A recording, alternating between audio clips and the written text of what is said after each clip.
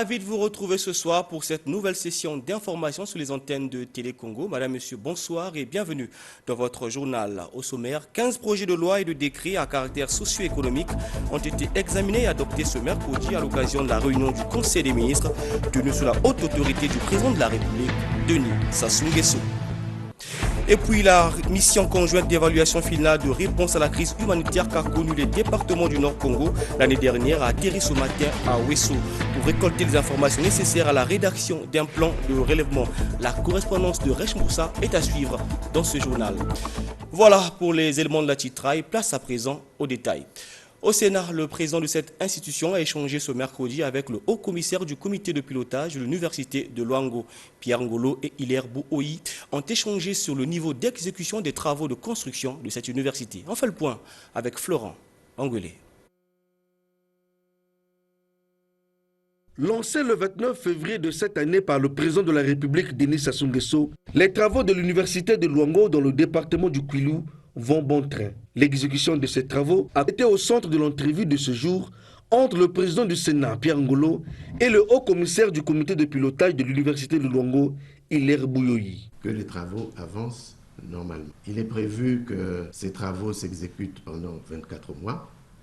Et donc, aujourd'hui, d'après ce que les techniciens nous disent, l'évolution est normale et conforme aux prévisions que nous avons pour l'exécution de ces travaux. Sur 10 établissements prévus, 4 serviront de pilotes. Cette université, a-t-il dit, viendrait résoudre l'inadéquation diplôme offre de l'emploi sur le marché congolais. C'est une université qui tient compte de l'employabilité des jeunes. Et c'est pour cela que les programmes et les filières seront définis en collaboration avec les opérateurs économiques. Il ne s'agit pas de former pour avoir des diplômes, mais il s'agit de former pour que les étudiants, à la sortie, puissent s'intégrer dans le tissu économique, puissent profiter de leurs études et faire profiter également la nation de leurs compétences. La loi portant création de ce troisième alma mater dans notre pays a été adoptée par le Sénat, ce qui donne donc l'occasion au Sénat de continuer de jouer sa partition pour que ce projet aboutisse, a conclu Hilaire Bouoyi. En économie, les travaux de la deuxième session ordinaire du Comité national économique et financier du Congo se sont ouverts aujourd'hui sous la direction de Jean-Baptiste Sandaï, ministre de l'économie et des finances. Le financement de l'économie congolaise et l'examen et l'adoption du rapport 2023 du SNEF ont été les sujets inscrits à l'ordre du jour de cette réunion. Sébastien Aoui. À l'issue des travaux de la deuxième session ordinaire 2024, le comité a pris connaissance de l'évolution de la conjoncture économique internationale, sous-régionale et nationale au premier trimestre 2024 et les perspectives à court et moyen terme. S'agissant des différents modes de financement de l'économie congolaise, il a pris acte de l'exécution du budget au premier semestre 2024 et a examiné le projet de rapport annuel du CNEF 2023. Au plan international, le comité a fait la description de la situation économique et financière d'après le FMI. Cette deuxième session se tient dans un contexte marqué par la conclusion favorable le 10 juillet 2024 de la 5e revue du programme des réformes économiques et financières signé avec le Fonds monétaire international par le conseil d'administration du FMI. Dans le contexte sous-régional, le comité a relevé une évolution significative des activités économiques dans le secteur pétrolier, minier, industriel et commercial, malgré des coûts encore élevés au niveau de la consommation, avec un PIB qui se chiffre à 3,3% en 2024 contre 2,3% en l'an dernier. Au plan national, le comité a noté une consolidation de la situation macroéconomique au premier trimestre 2024. Cette évolution se traduit par un excédent du solde budgétaire global bas engagement, hors dons, et une augmentation de la masse monétaire. En conséquence, l'activité économique devrait se consolider en 2024 avec un taux de croissance du PIB réel qui se situerait à 3,7% contre 1,5% en 2023. Le comité a adressé ses félicitations au gouvernement congolais pour la validation par le Conseil d'administration du Fonds monétaire international du 10 juillet 2024 sur la revue du programme économique et financier, puis a pris acte des différentes décisions de la CEMAC et de la BAC adoptées lors des réunions précédentes. Et puis la délégation de l'Agence de régulation de transfert de fonds, RTF en sigle, a clôturé hier sa campagne de sensibilisation des opérateurs économiques du département du Kwilu sur les textes juridiques régissant cette agence. On fait le point avec Perran Tsiba.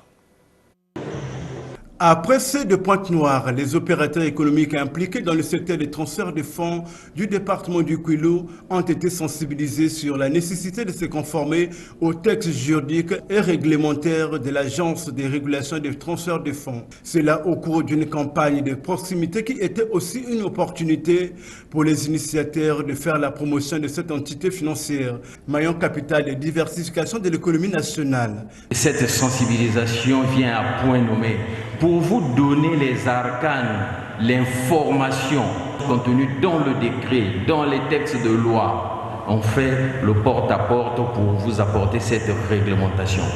Expliquant le thème retenu pour cette campagne aux participants, le président du Conseil supérieur islamique du Congo, dans un style pédagogique, a interpellé la conscience des acteurs exerçant cette profession en ces termes. On vous demande simplement de tout faire. Venez. On va vous enrouler. Soyez en harmonie afin que vous ayez la bénédiction. Pour clore, la délégation de la RTF a sollicité l'indulgence des responsables des services concentrés et déconcentrés de l'État du Kwilu de faire le relais des informations auprès de la communauté. Dans la suite de l'actualité, le premier président de la Cour suprême, Henri Bouka, a reçu aujourd'hui au palais de justice de Brazzaville le chef de la division gouvernance de Total Énergie Congo. Au menu de discussion, la pertinence des décisions de justice et leur impact sur le climat des affaires. Le point avec Modeste Hondaï. Le premier président de la Cour suprême, Henri Bouka, qu'entourait le procureur général, le vice-président, les présidents des chambres, a échangé ce mercredi 24 juillet 2024 au palais de justice de Brazzaville avec le chef de division gouvernance de la société Total Énergie EP Congo, Antoine Grano, qu'accompagnait le chef du département juridique et le conseil de la société. Les échanges entre les hauts magistrats et la délégation de Total Énergie EP Congo ont porté pour l'essentiel sur la question de la pertinence des décisions de justice et leur impact sur le climat des affaires au Congo, ainsi que sur les délais de jugement. Le premier président de la plus haute juridiction nationale a, dans ces échanges, rassuré son interlocuteur, c'est-à-dire le chef de la délégation de Total Énergie EP Congo, sur la détermination de la Cour suprême à assumer ses missions de bonne administration de la justice en ce qui concerne en particulier la sécurité juridique et la question des délais de jugement, lesquels figurent, a-t-il tenu à souligner, parmi les orientations fondamentales prescrites aux magistrats par le président de la République, président du Conseil supérieur de la magistrature, à l'occasion de ces différentes adresses à leur attention. La délégation de Total Énergie EP Congo a quitté la Cour suprême nantie d'un ensemble d'informations qui peuvent l'autoriser à se dire que le climat des affaires, la sécurité juridique, tout comme les délais de jugement, au-delà de quelques cas marginaux, sans de mise. Les jeunes Congolais multiplient les initiatives pour se faire entendre en cette année dédiée à la jeunesse. C'est le cas de Naomi Mbuku Makaya Sweke qui est venue rencontrer Belinda Aïssa, directrice générale du mémorial Pierre Savon de Brazza, pour lui annoncer la tenue au mémorial de la 2e édition du Micro, un événement qui vise à promouvoir l'éducation et la culture. On en parle avec Jeanne Guézan-Kokolo. Dans l'esprit de l'année de la jeunesse, les jeunes multiplient plusieurs initiatives pour se faire entendre. C'est le cas de la présidente de l'association Swake Academy, Mbuku Makaya Swake Naomi, venue rencontrer Belinda Aïssa pour lui annoncer la tenue de la 2e édition de Swake Academy qui aura lieu au mémorial Pierre Savon de Brazza. Un événement culturel qui vise à donner aux jeunes l'importance de l'éducation et créer un environnement éducatif où chaque élève découvre le pouvoir de sa propre histoire tout en se préparant activement pour un avenir dynamique. Nous avons sollicité à Madame Belinda d'être la marraine de notre événement et la réponse a été positive. Le 14 septembre, nous allons organiser notre 2e édition au mémorial Pierre Savon de Brazza pour célébrer l'éducation et la culture congolaise dans la grande salle du mémorial. L'événement déjà va réunir 10 instituts de Brazzaville et les 10 instituts seront représentés par 2 de leurs meilleurs étudiants. La première épreuve, c'est sur la culture congolaise et la deuxième épreuve, c'est sur la présentation des projets et nous allons récompenser 3 meilleurs instituts. Nous avons sollicité Madame Belinda parce que c'est une femme aussi qui est passionnée de la culture congolaise et moi je pense que sa présence à cet événement-là va ajouter une autre valeur à cette deuxième édition. De son côté, Belinda Essa a apprécié cette initiative et a promis être présente à cette deuxième édition de Soaké Academy qui se tiendra au mémorial le 14 septembre, date d'anniversaire de la disparition de l'explorateur Pierre Savenant de Brazza. Des élèves et encadreurs relevant du ministère de l'enseignement préscolaire, primaire, secondaire et de l'alphabétisation ont bénéficié d'une mission d'études en Chine dans les domaines du codage et de l'intelligence artificielle. Le départ de ces derniers a eu lieu ce matin à l'aéroport international Maya Maya. Reportage Léonard Pondy. Au nombre des bénéficiaires de cette mission d'études, on compte 4 encadreurs et 10 élèves. Ils vont en Chine pour un échange d'expériences et développer leurs compétences numériques durant 10 jours dans les domaines du codage et de l'intelligence artificielle. Grâce à l'initiative MEPSA, l'UNESCO et Codema, qui est une plateforme chinoise d'éducation en ligne pour l'apprentissage en programmation des enfants. Initiative qui d'ailleurs vient renforcer la coopération sino-congolaise en cette année dite année de la jeunesse. Peu avant leur départ, ici à l'aéroport international Maya Maya, ces derniers livrent leurs sentiments. Ça va déjà influencer mon parcours professionnel de manière significative parce qu'il faut déjà l'avouer, le codage c'est l'avenir. Et déjà on constate aussi que c'est un domaine assez mal connu dans notre pays. Donc cela va permettre d'envisager de nouvelles carrières. Par exemple, on a des développeurs de jeux vidéo, bien créateurs de logiciels, que ce soit pour calculer des notes dans des écoles, dans des administrations. Nous avons d'abord été sélectionnés parce que nous sommes professeurs d'anglais. On cherchait des locuteurs d'anglais qui devaient maîtriser l'anglais parce que la formation devait se dérouler en anglais. Nous avons subi 2 semaines de formation, nous avons reçu les certificats et cette fois-ci, il s'agit d'aller approfondir. Non seulement approfondir, il faut cette fois-ci faire un échange culturel. Ce projet, en effet, sert à préparer les élèves à un monde de plus en plus numérique en les apprenant non seulement à utiliser les outils numériques, mais aussi à les développer. En éducation toujours, créer et gérer efficacement un club scolaire de lecture, tel a été l'objectif de l'atelier de formation destiné aux directeurs et professeurs de français des établissements privés et publics de la ville de Brazzaville, une initiative de l'association Média Freelance. Moïse Clestendi nous fait le point. Au cours de cet atelier, il était question de donner aux responsables et enseignants des écoles publiques et privées des outils indispensables pour stimuler et soutenir le plaisir de lire des apprenants. Pour nous, la vision, c'est qu'on veut ramener la lecture, qui est une activité extrascolaire, qu'elle devienne une activité pédagogique. Parce qu'aujourd'hui, c'est parti juste d'un constat. Nous en faisons à peu près 16 ans de notre temps à l'école, mais à la fin, on se rend compte que c'est pour lire et écrire. Mais ce que nous écrivons aujourd'hui et nos enfants, ça laisse à désirer. Aujourd'hui, nous partirons, mais que vont devenir nos enfants ? Pour intéresser les apprenants à la lecture, les enseignants ont été invités à créer des clubs de lecture. L'implémentation de ces clubs a un impact significatif sur l'enseignement et l'apprentissage de la langue française. Les élèves ne savent pas lire. Aujourd'hui, on s'étonne de la baisse des résultats des élèves en français. On se demande même quels sont les livres au programme dans chaque niveau, en dehors du livre-programme. Autrefois, à chaque niveau, il y avait un livre qu'on étudiait. Et ce qui vient de se passer, c'est une très bonne activité et nous aimerions que de telles initiatives se multiplient à l'avenir. Partenaire de la direction départementale de l'enseignement préscolaire, primaire, secondaire et de l'alphabétisation, Média Freelance va organiser dans les tout prochains jours à Brazzaville, Pointe-Noire, Owando et Dolisie un festival de lecture dénommé Les 12 goûts du livre. Et un mot de la politique dans ce journal. Le premier secrétaire de la force montante congolaise, Vadim Osdemvouba, a eu aujourd'hui une séance de travail avec une délégation du réseau de paix conduite par Bruce Lee Likibi. Au cœur de discussion, l'incivisme numérique et la désinformation en ligne. Cyril Safoubati. Impliquer pleinement les jeunes dans le processus de consolidation de la paix En vue d'un développement soutenable, c'est l'objet de la réception au siège de la FMC de la délégation du réseau panafricain de jeunes pour la culture de la paix par le premier secrétaire de la force montante congolaise, Vadim Ousdien-Vouba.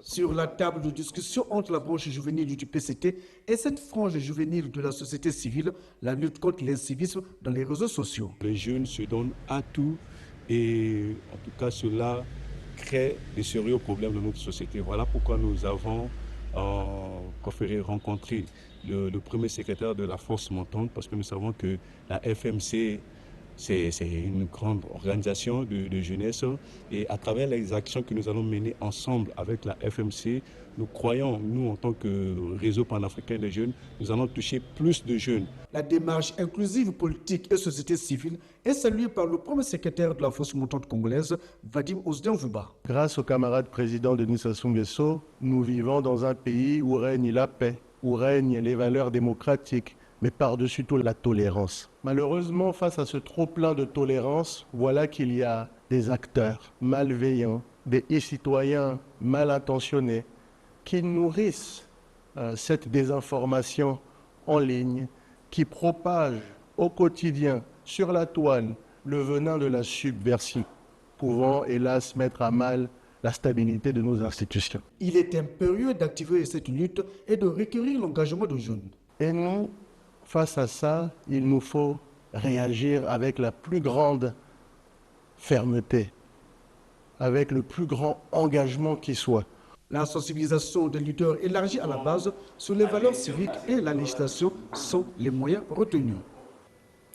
Une réunion consultative régionale des experts venus de plusieurs pays africains vient de se tenir ici à Brazzaville sous le patronage du directeur de cabinet du ministre de l'Agriculture, de l'Élevage et de la Pêche, Pascal Robin Ongoka. Cette rencontre vise la création et la gestion d'une aire marine protégée transfrontalière entre la République du Congo et le Gabon. On fait le point avec Herman Babissa. La protection des écosystèmes marins est cruciale pour l'avenir de l'humanité.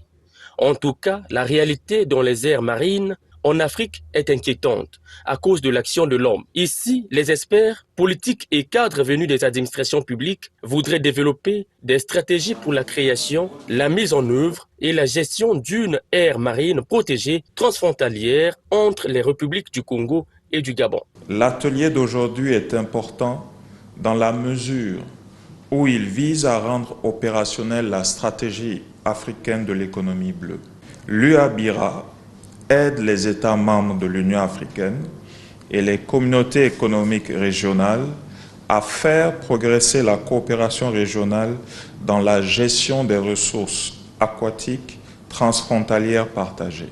L'exploitation non durable des ressources maritimes menace la biodiversité aquatique. Les aires protégées et les écosystèmes marins sont, à n'en pas douter, une pièce essentielle dans la lutte que la planète fait du réchauffement climatique. La communauté économique des États d'Afrique centrale encourage le processus de mise en œuvre d'une aire protégée marine transfrontalière. La République du Congo dispose d'importantes ressources naturelles dont la gestion nécessite une attention particulière. La tenue de cette réunion est pour notre pays d'intérêt particulier car les aires marines protégées sont des outils efficaces pour la conservation et la protection des ressources vivantes vulnérables dans les écosystèmes aquatiques. Cette aire marine protégée transfrontalière entre le Congo et le Gabon est constituée des réserves de Konkwati et Mayumba. Depuis hier, le projet du ministère des Affaires sociales sur la collecte des données des enfants vivant hors du cadre familial est passé à la phase de mise en œuvre. L'UNICEF, à travers sa représentante en République du Congo, Chantal Autonomie, a salué l'initiative. Suivant un extrait de son intervention après le lancement du dit projet par la ministre des Affaires sociales. Bonne idée, ce projet qui vient d'être lancé, parce que vous savez, il y a souvent un trafic d'enfants qui s'organise quand on n'a pas de traçabilité sur les enfants. Et la place de chaque enfant est dans une famille. Ce projet va permettre d'avoir des données factuelles sur les enfants qui vivent en dehors du cadre familial et de travailler sur la base des évidences. Et avec ça, de voir aussi s'il y a des familles éligibles qui peuvent être bonnes pour accueillir nos enfants qui vivent en dehors du cadre familial. Donc nous allons accompagner Madame la ministre dans la mise en œuvre de ces projets. Et après 6 mois, on fera avec l'évaluation de cette base de données et voir si les conclusions sont probantes, voir comment institutionnaliser et étendre au reste des institutions du pays. La mission conjointe d'évaluation finale de réponse à la crise liée aux inondations de l'année 2023-2024 dans le département de la Songa a posé ses valises ce matin à Ouesso pour s'entretenir avec les populations souvent victimes des inondations.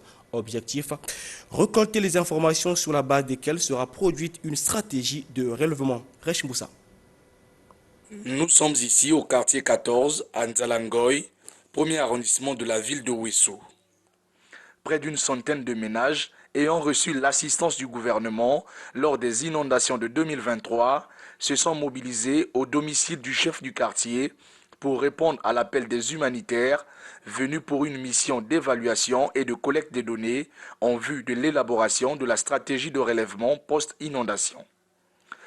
Répondant aux questions qui leur sont posées, ces populations ont manifesté leur reconnaissance et leur joie pour l'aide du gouvernement et plaident pour des solutions durables pour éviter le pire à l'avenir. Ce que le gouvernement nous avait fait par le passé, ça a été bon. Le grand problème dans notre quartier, c'est le caniveau. Quand il y a la pluie, quand le caniveau est rempli, l'eau est obligée de partir dans des maisons des gens. Du côté du 2e arrondissement Mbinzo, le constat est le même.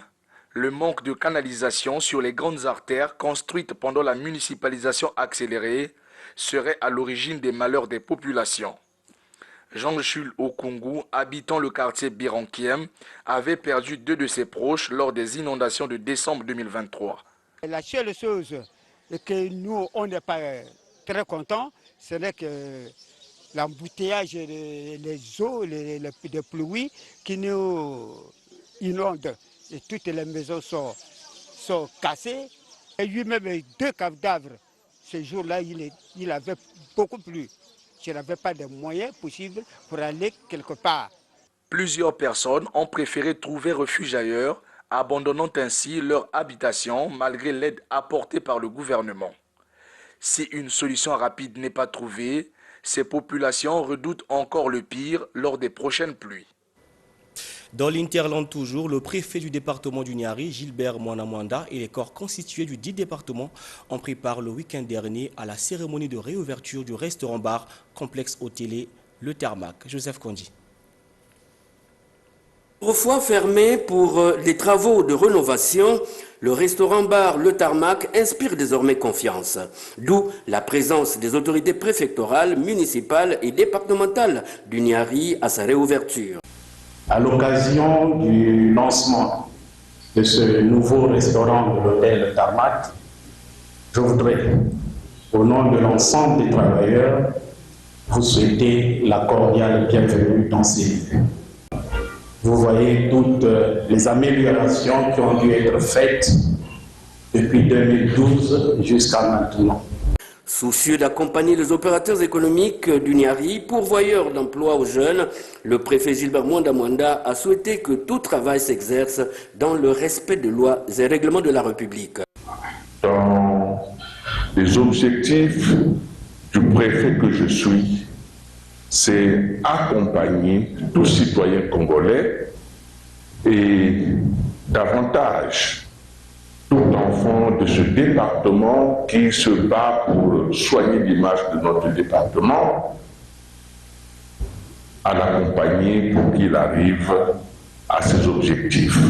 Il s'est de noter qu'environ 100 jeunes exercent dans ce complexe hôtelier. Et à la cérémonie de la réouverture du restaurant-bar, tous ont savouré les délices présentés et esquissé quelques pas de danse. Revenons à Brazzaville pour parler de la clôture de l'atelier sur la modernisation de l'écosystème de l'identité en République du Congo. Un atelier qui a permis 3 jours durant au directeur des systèmes d'information des structures publiques d'échanger sur les technologies de l'identification utilisées au Congo. Léonard Pondi. jours durant, ils ont travaillé pour mettre en place des nouveaux mécanismes de gestion harmonieuse de l'identité en République du Congo. 37 directeurs des systèmes d'information venus des différentes entités administratives ont, au terme de leurs travaux, émis des avis et recommandations qui vont servir dans les prochaines étapes de la réforme de l'identité au Congo. Développer une stratégie nationale harmonisée de gestion de l'identité, mettre en place un cadre juridique de l'écosystème de l'identité au Congo, réaliser la cartographie des principaux usages de l'identité, mettre en place un référentiel général d'interopérabilité, moderniser l'état civil. Il faut noter que ces recommandations seront enrichies lors des prochains travaux. Le directeur de cabinet du ministre en charge de la réforme de l'État salue la détermination des participants pour la restructuration de l'écosystème de l'identité au Congo. Les présentations et les discussions qui ont marqué cet atelier nous ont permis d'avoir une idée sur l'utilisation de l'identité dans notre pays et sur les défis et leçons apprises en matière de gestion de l'identité. Par ailleurs, elles indiquent les voies possibles de développement de l'écosystème de l'identité dans notre pays. Nous pouvons donc nous réjouir d'avoir engagé de manière pertinente le dialogue interinstitutionnel dans le but d'assurer des échanges d'informations devant aboutir à une gestion harmonisée de l'identification en République du Congo. À noter que les résultats de cet atelier serviront de guide au séminaire de restitution qui aura lieu d'ici peu, prélude à la table ronde ministérielle sur l'écosystème de l'identité. En religion, dans le cadre de la clôture des festivités marquant le 80e anniversaire de la basilique Sainte-Anne du Congo, un tournoi interparoisse a été organisé à Brazzaville. Au football, l'équipe de la paroisse Saint-Esprit de Mongali a remporté la finale face à l'équipe de la paroisse Notre-Dame de Fatima par un score d'1-0. Yvan Roch, Olumba. Au football, cette finale a opposé l'équipe de la paroisse Saint-Esprit de Mongali à celle de Notre-Dame de Fatima. Finale sanctionnée par la victoire de l'équipe de la paroisse Saint-Esprit par un score de 1-0, but marqué à la 24e minute de la première partie par Lino Okamango. C'est une grande joie pour nous. Le match n'a pas été facile et aujourd'hui, à la finale, on a joué avec des robustes, mais on a pu avoir quand même le trophée. Nous avons été forts à la première partie et la deuxième partie. Physiquement et mentalement, nous avons perdu. Dieu merci. Juste après le football, les dames de la paroisse Saint-Esprit de Mongali et celles de la paroisse Sainte-Anne du Congo se sont affrontées au Nzango. Au finish, c'est la paroisse Sainte-Anne qui l'a emporté sur le score de 25 pieds contre 23 à l'issue de la finale Nzango. Je suis dans la joie. On a fait 2 buts d'écart, donc nous sommes des champions. Au début, c'était un peu difficile, mais puis après, on s'est rattrapé malgré ça. On nous a quand même battus. Le jubilé concernait que la basilique, mais seulement le comité a bien voulu faire participer également toutes les paroisses du doyenné et les paroisses environnantes, en l'occurrence l'église évangélique et l'armée du salut, concernant les paroisses d'autres confessions religieuses, mais également les paroisses du doyenné. Par là, je cite Saint-Esprit de Mongali, Notre-Dame de Fatima, Jésus ressuscité de la Divine Miséricorde. C'était un tournoi à 8 équipes, donc à élimination directe en commençant par les quarts de finale. Il y avait la paix et la tranquillité. Les journées portes ouvertes sont également prévues à l'occasion de ces festivités relatives au 80e anniversaire de la basilique Sainte-Anne du Congo. Dans le même registre, à Pointe-Noire, 15 ministres de Dieu venus de différents départements du Congo, formés au niveau des institutions bibliques IBAD et IMADAC, ont été consacrés par André Malonga, président national des Assemblées de Dieu du Congo. Dursen Bronlindamba. Sortis des instituts publics IBAD et IMADAC, 15 ministres de Dieu venus de différents départements du Congo ont été consacrés par le pasteur Charles-André Malonga de l'Église des Assemblées de Dieu du Congo et ADC en sigle. Cette consécration, placée sous le thème « Comment être une église forte à l'exemple de l'église primitive » du thème principal, ensemble, bâtissant l'œuvre de Dieu, suivant les livres sacrés, Actes des apôtres au chapitre 2, les versets 44 à 45 et Proverbes au chapitre 3, les versets 9 à 10, stipulant la paix dans l'Église, la marche dans la crainte du Seigneur et l'assistance du Saint-Esprit. Nous avons une codification dans le règlement intérieur qui fixe les différentes étapes. La conversion de l'individu, de la réception des cours d'affermissement. L'étape qui suit, c'est de le mettre en formation dans un institut, une école agréée par l'EADC. Les consacrés ont reçu à cet effet des attestations de consécration ministérielle et de cartes pastorales. Nous avons pris l'engagement de nous donner à Dieu et nous devons continuer dans cet élan. Il faut se donner à fond avec l'aide du Saint-Esprit. Je crois que nous serons capables d'accomplir la mission divine. La louange et l'adoration ont marqué ce moment fort de communion avec Dieu. Restons dans la ville océane où la deuxième édition du Salon international du livre vient d'ouvrir ses portes au centre culturel Jean-Baptiste Tachiloutar, un salon organisé par le poète écrivain congolais Yvan Lewa Letmanda. Amédée Mesme Massengo. Sous le thème littérature et art au Congo, quel impact à l'échelle nationale et internationale 70 ans après, la deuxième édition du Salon international du livre et des arts de Pointe-Noire de l'écrivain et poète Yvan Lewale Manda regroupe des figures emblématiques de la littérature et des arts du Congo et du reste du monde. Avec au cœur des tables rondes, réflexions en atelier et plénières, des conférences, débats, du théâtre, du cinéma, et de spectacles de contes et de musique. Sans oublier la présentation et dédicace des œuvres d'art. Le message que nous pouvons adresser par rapport à la quintessence de cette première journée, c'est d'inviter encore les populations de venir limer leur cervelle avec les auteurs, les écrivains, les artistes qui sont venus de partout de la planète. La présente édition, ouverte par Daniel Bongo, le directeur du Centre culturel Tachiloutar, a été l'occasion d'exprimer son entière satisfaction. Merci de vous savoir très nombreux dans cette salle, qui est un site haut lieu culturel de la ville de Pointe-Noire. La table ronde inaugurale a été animée tour à tour par les écrivains Rosin Luemba et Eugénie Opou, avec la participation à cette table ronde de la plasticienne Justine Sana et du cinéaste, réalisateur Eddie Mikolo. Vie associative à présent, en vue d'élargir son champ d'action, l'association Festin d'Afrique vient de signer un protocole d'accord avec une organisation de la RDC dénommée IMCA. Les détails avec Belcharan Ganogo.